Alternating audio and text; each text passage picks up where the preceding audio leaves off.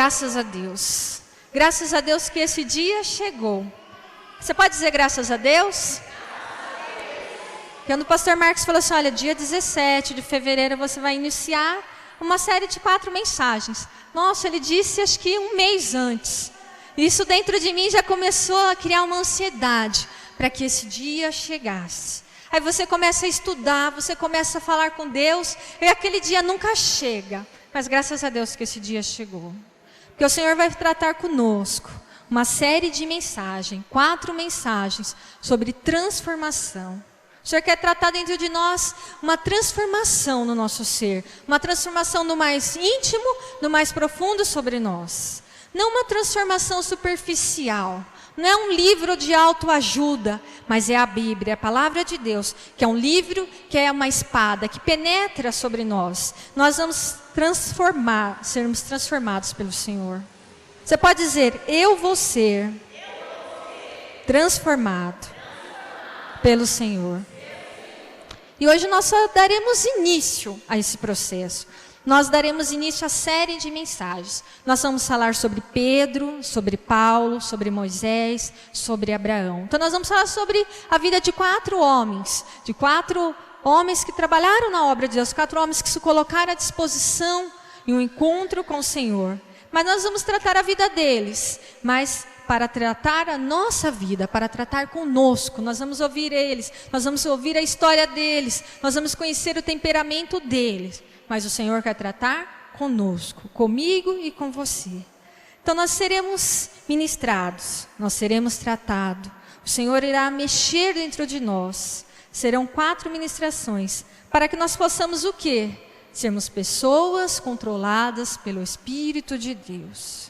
O Senhor vai tratar conosco para que nós sejamos mulheres controladas pelo Espírito de Deus. Homens controlados pelo Espírito de Deus. Para que nós possamos ser pais e mães controlados pelo Espírito de Deus. Cônjuges controlados pelo Espírito de Deus. As ministrações têm o objetivo de sermos guiados, de vivermos a plenitude do Espírito sobre nós. Então nós vamos iniciar falando sobre Pedro. Quem é Pedro? Pedro é o pescador, Pedro é o galileu, Pedro é o homem simples, iletrado, mas muito querido. Nós sabemos, nós sempre quando falarmos, fale os 12 discípulos de Jesus, com certeza nós iniciaremos falando Pedro, porque Pedro era o que mais se destacava, era o que estava mais presente. Pedro era o mais extrovertido, então sempre o mais extrovertido é o mais lembrado, não é assim? O mais tímido, que fica quietinho, ele não é visto como o extrovertido é visto. Porque o extrovertido, ele se expõe mais. Então, ele passa a ser mais visível.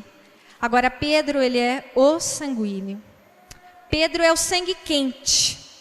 Então, é aquela pessoa que ela pode muitas vezes oscilar do 8 para o 80 rapidamente. Rapidamente, ele pode sair do controle. Ele é o alegre, ele é o brincalhão. Ele é um impossível, ele é o falante. Ao mesmo tempo, ele é o sem palavra, ele é um inconstante. Ele dá uma palavra que ele vai entrar num projeto, que ele vai somar com uma equipe, e logo vem o desânimo, logo vem algo, e ele já não soma mais com aquela equipe, ele esquece a palavra que ele deu. Ele dá uma palavra que ele vai pagar uma dívida, e rapidamente ele esquece a palavra que ele deu. Pedro também é o egoísta. Quanto de nós se identificamos com Pedro? Quanto de nós estamos pensando dentro de nós, eu tenho algumas características de Pedro. Eu sou alegre, eu sou dinâmico, eu sou extrovertido. Agora, quanto de nós conhecemos um Pedro? Eu sei que você tem um Pedro na sua família. Não diz que não, porque todo mundo tem um Pedro na família da gente. Quer seja pelo temperamento, quer seja pelo nome. Sempre tem um Pedro na nossa família. Nós sempre temos um Pedro no trabalho. Muitas vezes nós temos um amigo do trabalho que ele é um Pedro escrito. Ele é um alegre, ele enche o ambiente, ele é extrovertido. Só que ao mesmo tempo nós observamos que ele tem as suas características. Ele é o sangue quente do ambiente. Agora o Espírito Santo, o objetivo dele em nós é nos controlar nos pontos negativos que nós temos dentro de nós. O Espírito Santo, ele quer controlar o temperamento negativo, as coisas negativas, que muitas vezes é vinda da carne, muitas vezes nos destrói. E o Espírito Santo, ele quer enfatizar os pontos positivos de nós. Ele quer fazer com que nós temos de bom, ele cresça, ele melhore, que nós possamos ser usados para o reino de Deus. Quantas pessoas, ao invés de ser usado para o reino de Deus, são vergonhas para o reino? Muitas vezes tem todas as chances de crescer no reino, de crescer na casa do Pai, de fazer a obra de Deus, mas por serem usados o instrumento da carne, são vergonha para o Evangelho. Em vez de deixar a carne e entrar no Espírito, não, passa a ser uma vergonha. Mas o Espírito Santo de Deus, ele quer que nós sejamos cheios do seu Espírito. O Senhor quer que nós sejamos cheios do seu Espírito, e o Senhor quer que nós possamos ser usados. Nós possamos ser usados como instrumento para o seu reino. Porque muitas vezes nós já vivemos, ou nós já vimos alguns casos no nosso meio, daquela empresa que ela quer contratar um funcionário. Então ele tem o perfil do funcionário. Eu quero contratar um vendedor, o vendedor tem que ser assim, assim e assim. Aí ele vai e contrata aquela pessoa, e aquele gerente começa a observar, nossa, ele é um excelente profissional. Ele dá a produção, ele faz além das suas vendas, ele é líder, ele é um excelente profissional, ele é um excelente vendedor. Mas uma característica dele, um temperamento dele, algo nele começa a aflorar. Aí aquele gerente começa a observar que ele é muito fofoqueiro. Porque a mulher fofoqueira é terrível. Agora, homem fofoqueiro é diabólico, porque é terrível, é 2 vezes mais que uma mulher, é terrível. E o gerente começa a observar que aquele homem ele é muito fofoqueiro, que aquele homem ele sai de uma reunião, ele já entra num grupinho, que aquele homem ele transforma o ambiente de trabalho, ele consegue pôr um companheiro, um colega contra o outro colega. Com o passar do tempo, aquele chefe, aquele gerente, ele vai ter que tomar uma decisão, não vai? Ele vai ter que tomar uma decisão. Ou eu vou ter que conseguir controlar esse vendedor para o bem de toda uma equipe, ou eu vou ter que dispensá-lo para o bem da equipe, para que a equipe tenha resultados, porque só ele consegue incendiar uma equipe. E muitas vezes o gerente ele não tem a capacidade para mudar a situação. Muitas vezes ele vai preferir dar a dispensa para aquele homem. Muitas vezes nós somos assim. Nós perdemos muita oportunidade na nossa vida, porque nós não estamos sendo guiados, não estamos sendo transformados. Então nós acabamos perdendo empregos, nós perdemos oportunidade, nós perdemos relacionamento, nós perdemos namoro, porque nós não conseguimos ser guiados e controlados. Nós podemos ser bons profissionais, boas pessoas, mas só aquilo que a gente se coloca para perder, nós nos perdemos, é algo que pode nos destruir. Nessa noite, é hoje e é agora. O Senhor te trouxe, é hoje e agora. Você tem que se alimentar da palavra, você tem que receber, para que o Senhor te transforme hoje e agora. Então Pedro, ele é o imã. Pedro é o que atrai as pessoas. Pedro é o despreocupado. Pedro é aquele que se adapta ao ambiente. Então é aquela pessoa que ela entra na rodinha, parece que já é amigo de todo mundo. A gente já não observou pessoas que são assim? Ele entra e ele alegra e todo mundo começa a rir. E ele faz da vida uma piada. E parece que, assim, que é uma pessoa gostosa de estar perto. Nós muitas vezes gostamos de estar perto dos Pedros, porque eles são muito alegres. E Pedro se ajusta a qualquer ambiente. Ele se ajusta aos sentimentos alheios. Se necessitar, ele vai chorar junto com você. Ele vai escutar a tua história e vai começar a chorar com você. Ele vai escutar a história do vizinho e vai começar a chorar com o vizinho. Ele se ajusta às pessoas. Mas Pedro, o Galileu, ele é o que deixou tudo e seguiu Jesus. Quando o mestre chamou, ele largou a sua rede e falou que ia com Jesus. Esse é Pedro. Pedro também é o que reconheceu Jesus como Filho de Deus. Pedro foi, no momento ele pegou e falou assim, tu és o Cristo, Filho de Deus. Só que se nós falarmos assim, quem é Pedro? Muitas vezes nós vamos lembrar do quê? Aquele que negou Jesus. Não é isso? O que fica marcado na nossa mente, quem é Pedro? Aquele que negou Jesus. Aquele que negou a Cristo. Muitas vezes nós não falamos as coisas boas, as decisões que Pedro ter largado a tua família, ter largado o teu emprego para seguir o mestre. Mas nós falamos, Pedro, o que negou Jesus. Isso foi algo que ficou marcado na história deste homem. Agora, os pontos positivos e negativos de Pedro. Nós vamos falar do Pedro, o impulsivo. Pedro falante, Pedro egoísta, Pedro interesseiro, Pedro vontade fraca, ele não permanece num projeto. Pedro não continua, ele não leva adiante, ele não conclui. Dificilmente os sanguíneos, o sangue quente, dificilmente eles concluem um projeto que começaram. A não ser que esteja ligado ao Espírito de Deus. A não ser que seja um Pedro, um sanguíneo transformado. E um ponto negativo de Pedro, que ele é medroso. O temperamento impetuoso de Pedro é visto claramente. Eu vou ler para você, não precisa abrir. Então nós vamos falar do Pedro impossível. Em Mateus 14, 28 diz o seguinte, se você quiser anotar, anote. E respondendo Pedro disse, Senhor, és tu? Manda-me ir ter contigo por cima das águas. E ele disse, vem. E Pedro, descendo do barco, andou sobre as águas para ir ter com Jesus. Mas sentindo um vento forte, teve medo. E começando a ir para fundo, clamou, dizendo, Senhor, salva-me.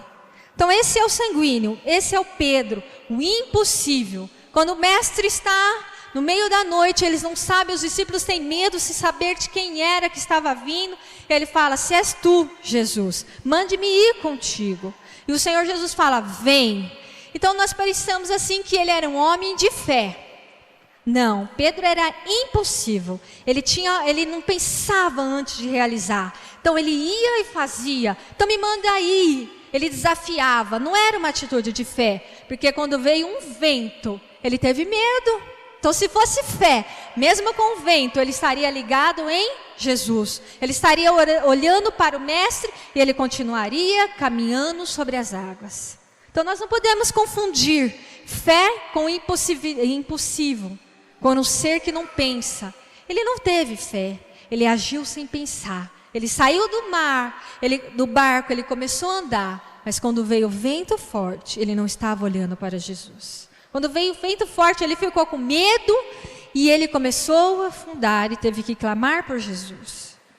Agora Pedro, ele é o falante.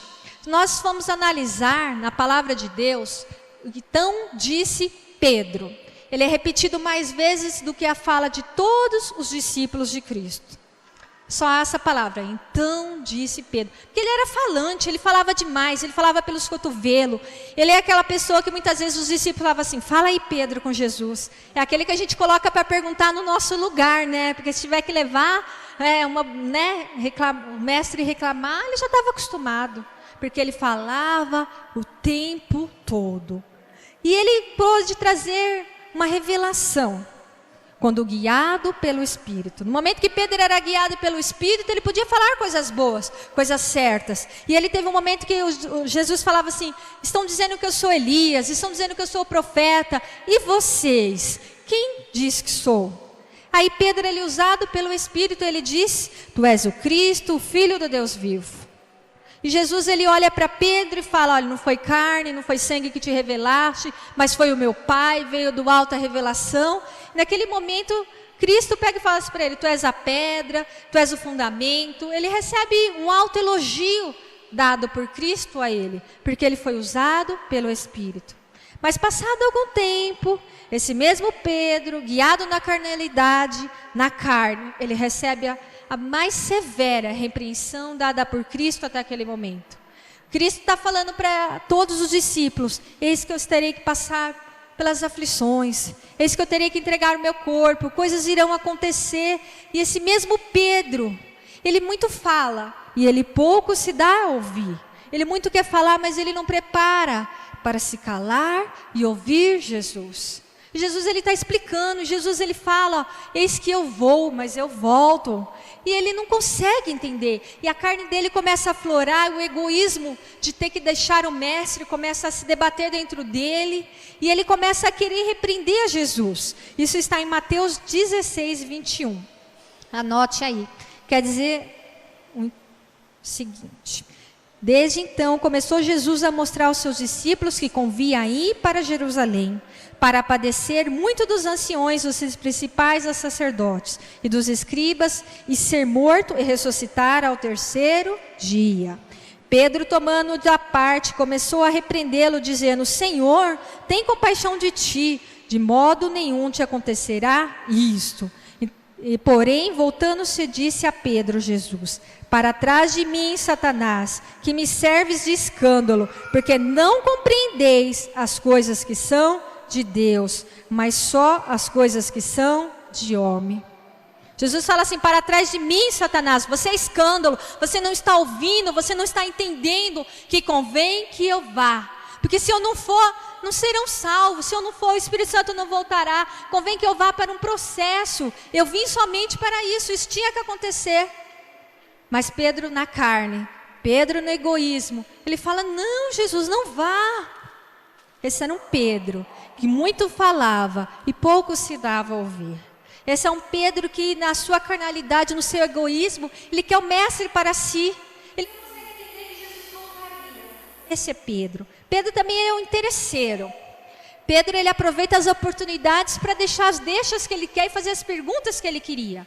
Nós vimos que Jesus, ele começa a falar do homem rico, do jovem rico. O jovem rico se apresenta para Jesus e Jesus começa a falar. E no meio dessa história do jovem rico, Pedro tem uma oportunidade.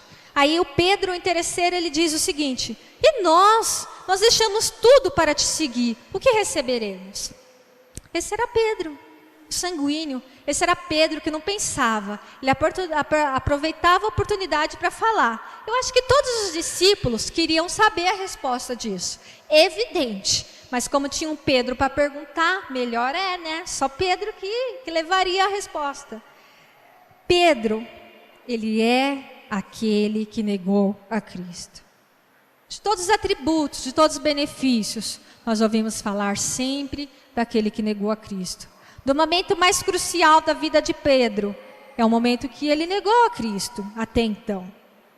É triste o fato de que as coisas boas não se tornam tão conhecidas como as más, não é verdade? Às vezes as coisas boas que a gente faz, elas não são tão conhecidas como o erro que a gente comete, como as coisas más, como o dia difícil. Aí parece que é o dia que é mais conhecido. E Pedro também, até então ele tinha cometido coisas boas, mas naquele momento ele passou a ser Pedro que negou a Cristo. Eventos relacionados à negação de Pedro nos mostra a fraqueza de seu temperamento, um caráter fraco, influenciado pelo ambiente. Em João 18:18, acontece o seguinte: é a noite da traição, a noite que Pedro nega Cristo, a noite que Jesus ele é levado ao sinédrio, que estava propiciando, iniciando o momento da crucificação de Cristo, estava por vir, e naquele momento Pedro, ele toma as piores decisões da vida dele. Naquele momento, Pedro, ele mostra que depois de caminhar com Cristo 3 anos e meio, ele não compreendia as coisas de Cristo. Após caminhar com Cristo 3 anos e meio, ele não conhecia o mestre dele. E em João 18:18 diz o seguinte: ora, estavam ali os servos e os criados, que tinham feito brasas e se aquentavam, porque fazia frio, e com eles estava Pedro, aquentando-se também. Então Jesus estava no sinédrio, estavam já avaliando Jesus, estavam buscando condená-lo, e lá fora fazia frio. E quem estava? Pedro, se esquentando com os guardas, se esquentando na fogueira dos inimigos. Aquele Pedro, sanguíneo. E como o temperamento dele, como a forma dele viver, ele se adapta a qualquer ambiente.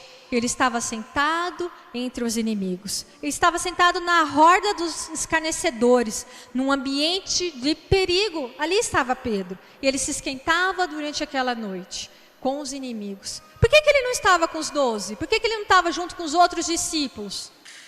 Nós sabemos que houve separação. Alguns foram para um lado, outros foram para o outro. Mas por que ele tomou a decisão naquela noite de se sentar com os inimigos de Cristo? Ali começou o perigo de Pedro. Ali começou o processo da negação de Pedro. Em Mateus 26, nós traçamos a negação de Pedro a Cristo. Em Mateus 26 começa a situação que Pedro se envolve naquela noite, naquele ambiente. Mateus 26, o 69. que diz o seguinte: ora, Pedro, assentado fora no pátio, aproximou-se dele uma criada e disse: tu estás com Jesus, o Galileu? Mas diante de todos, ele negou, diante de todos, dizendo: não sei o que dizes. Dessa vez, a primeira negação de Pedro. Ele estava sentado e diante de todos ele diz: não sei o que dizes. Naquele momento, Pedro, na roda dos escarnecedores, sobre uma pressão que o grupo colocava sobre ele, todo mundo olhando para ele, ele se aquecendo naquela fogueira, ele vira e fala: eu não sei o que diz. Ele comete a sua primeira negação a Jesus. Aí ele continua, e saindo para o vestíbulo, outra criada viu e disse aos que estavam ali: este também estava com Jesus, o Nazareno. E ele negou outra vez com juramento: não conheço tal homem. Aí dessa vez é diferente, ele já nega com juramento, mais ou menos assim: eu juro que eu não conheço este homem. Quanto de nós fazemos assim: se isso se der bem, eu juro, eu me comprometo a te seguir, Senhor. Quantas vezes nós não nos comprometemos a submeter a Deus, caso o Senhor nos livre de algo, né? Nós fazemos juramento, nós fazemos compromisso. E Pedro, ele jura, mas ele só conseguirá vencer se guiado pelo Espírito. Ele só conseguirá vencer, não é com juramento, é com sacrifício. É que enfrentar as dificuldades, é tomar uma atitude. E ele jura que ele não conhece a Cristo. Ele usa o juramento, que é um sinal de honestidade, para encobrir uma mentira que ele estava falando. Ele mente, mas ele está jurando, aí como se fosse uma verdade. Só que daí ele negou a Cristo pela segunda vez. Ele jurou que ele não conhecia o Mestre. E continuamos. E ele negou outra vez com juramento: não conheço tal homem. E logo depois aproximou-se, os ali estavam, disseram a Pedro: verdadeiramente tu és um dele, pois a tua fala te denuncia. Então começou ele a praguejar e a jurar e dizer: não conheço este homem. Imediatamente o galo cantou. E lembrou-se Pedro das palavras de Jesus que lhe dissera: antes que o galo cante 3 vezes, me negarás. E saindo dali, chorou amargamente. O que denunciou a Pedro? A fala, o sotaque. Que ele estava em Jerusalém e ele era galileu, então ele deveria falar com falas do interior. Você vê, no momento mais difícil, ele continua a falar. Ele não entendia o momento de se calar. Então ele está entre os inimigos, mas ele fala. Aí elas falam o seguinte: pela tua fala te denuncia. Você é um deles. Então ele está vendo como é um risco? Se não somos tratados pelo Espírito, se não somos controlados pelo Espírito, se falamos demais, se agimos demais, até o que é bom dentro de nós nos estraga. E ele, nesse momento, ele começa a praguejar, ele começa a blasfemar, ele começa a falar palavrões. Você vê, a carne dele aflora no momento que ele se vê sobre alta pressão e ele nega mais uma vez a Cristo. E nesse momento o galo canta e ele se lembra do que Jesus havia dito para ele. Aí ele pega e chora amargamente e se arrepende. Agora todo sanguíneo chora. Todo sanguíneo vai chorar amargamente. Todo sanguíneo, quando é descoberto um pecado, algo dentro dele, ele vai chorar, vai chorar, vai chorar, vai dizer que se arrepende. Mas se ele não for transformado, ele vai repetir da mesma forma o pecado. Ele não vai deixar o pecado. Não é o choro, não é o arrependimento daquele choro que vai mudar um sanguíneo, que vai mudar um Pedro. Ele precisa ter uma verdadeira transformação para que ocorra a mudança dentro dele. Ele precisa verdadeiramente ter um encontro, verdadeiramente deixar a carne, verdadeiramente o Espírito vir sobre ele. Senão ele não vai mudar, ele vai repetir de igual forma o mesmo pecado. Nós conhecemos o pastor Caio Fábio, um pastor que no momento que o Brasil ainda não se falava dos evangelhos na TV, ele se falava em horário nobre. Em horário nobre ele abria o Fantástico, ele abria o Jornal da Globo. Em horário nobre ele ia para a televisão. Ele era procurado pelos políticos, ele era procurado pelo presidente. Ele fez coisas que até então o Brasil ainda não vivia naquela época. E ele desmembrou desmembrou algo no nosso país. Só que nós, quando falamos desse homem, nós falamos do pastor Caio Fábio. O que nós lembramos? Ah, é o pastor que traiu a esposa com a secretária. Não é isso que nós lembramos? Porque se nós não formos controlados pelo Espírito, o que ficará marcado será o que foi feito na carne. Essa é a verdade. Nós podemos fazer tantos frutos, mas o que ficará marcado em nós foi algo que nós cometemos na carne. Agora a pergunta. O apóstolo Jair sempre diz o seguinte: o que move o mundo são as perguntas. Então saiba fazer uma boa pergunta. Ele sempre nos ensina isso. E a pergunta que eu te faço nessa noite é: o que é necessário para ser transformado? Repita comigo: o que é necessário para eu ser transformado? Quando sou transformado? Repita comigo: quando sou transformado?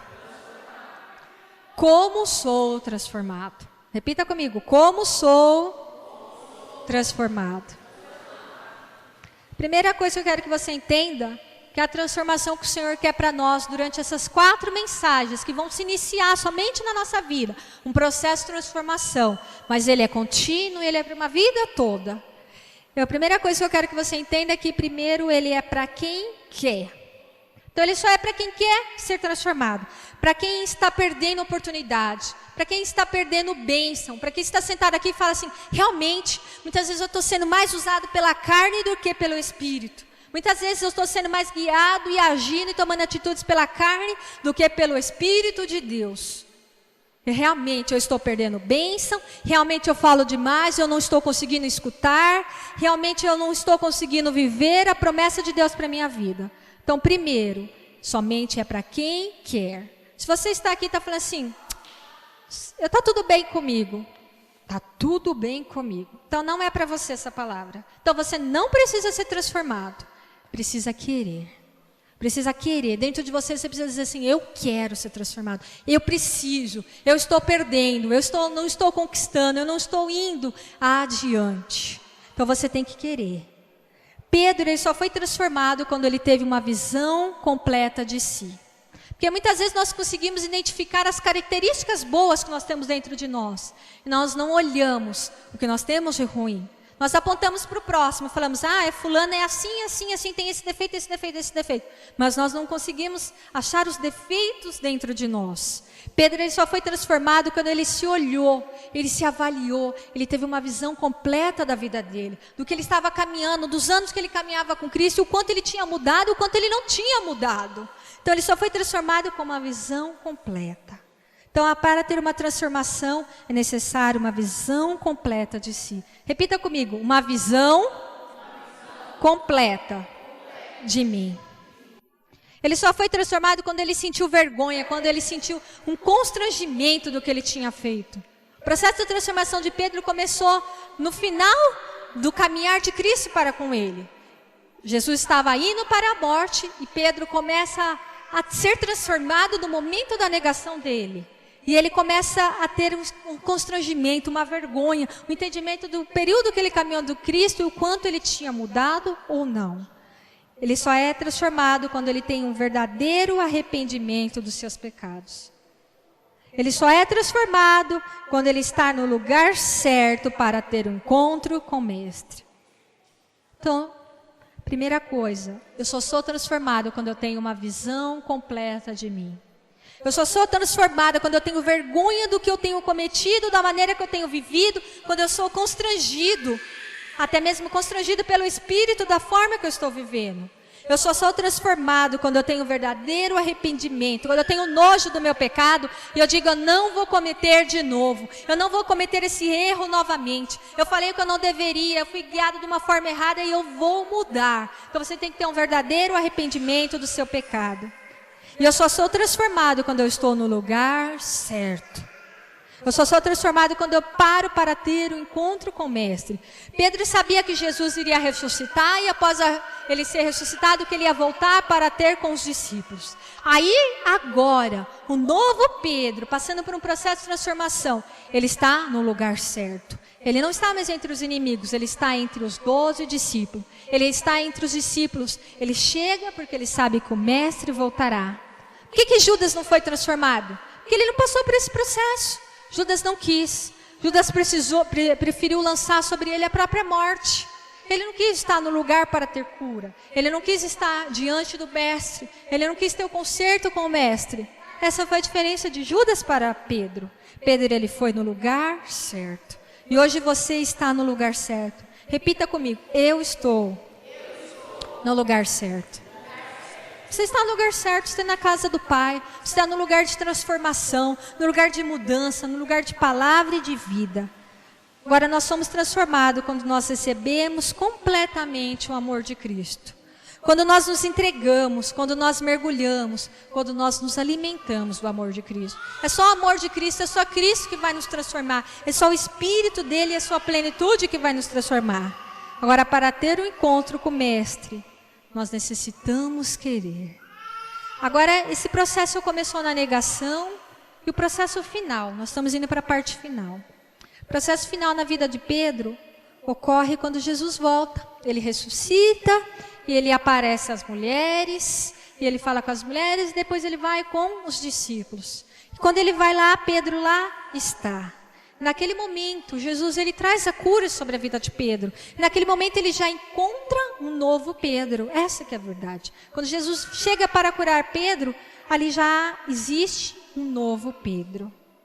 Só que é o seguinte, no português há uma diferença. Nós não entendemos a real verdade desse encontro de Pedro e Cristo, porque a linguagem traduzida do português é diferente e ela nos prejudica, ela nos faz perder a essência do encontro com o Mestre, ela nos faz perder o entendimento, porque quando Jesus fala com Pedro, ele usa o termo ágape, que é o amor de Deus ao homem. Ele usa a palavra ágape para falar com Pedro, o sentimento de Deus para com o homem, o verdadeiro amor. Em João 21:15 diz o seguinte, o encontro de Pedro com Cristo. 15. E depois de terem jantado, disse Jesus a Simão Pedro, Simão, filho de Jona, amas-me mais do que a esses? E ele respondeu, sim, Senhor, tu sabes que eu te amo. Disse-lhe, apacenta os meus cordeiros. Tornou-lhe a dizer a segunda vez, Simão, filho de Jonas, ama-me? E ele disse, sim, Senhor, tu sabes que eu te amo. Disse, apacenta as minhas ovelhas. E disse pela terceira vez, Simão, filho de Jonas, ama-me? E Simão entristeceu por lhe ter dito terceira vez, ama-me? E disse-lhe, Senhor, tu sabes tudo, tu sabes que te amo. Jesus disse, apacenta a minha ovelha. Então a questão é a seguinte, no original é da seguinte forma, Jesus ele começa a perguntar, Pedro, tu me amas? E esse Pedro transformado, esse Pedro já querendo ser guiado pelo Espírito, ele já não age de uma forma leviana, ele já não age pela impulsividade, ele já não age querendo agradar o Mestre. Dentro dele já tem uma preocupação de como ele iria responder com o Mestre. Ele já queria dentro dele ser guiado pelo pleno Espírito Santo. Aí ele responde assim, sim, Senhor, eu gosto de ti. Ele não responde, eu te amo. Aí Jesus pela segunda vez fala, Pedro, tu me amas? Aí Pedro novamente responde, Senhor, eu gosto de ti. Porque ele já não queria agir de forma que ele viesse a pecar. Eu amo, eu amo. E ele queria ter a certeza que ele realmente amava o Mestre. E pela terceira vez Jesus muda a pergunta. Jesus fala, Pedro, tu gostas de mim?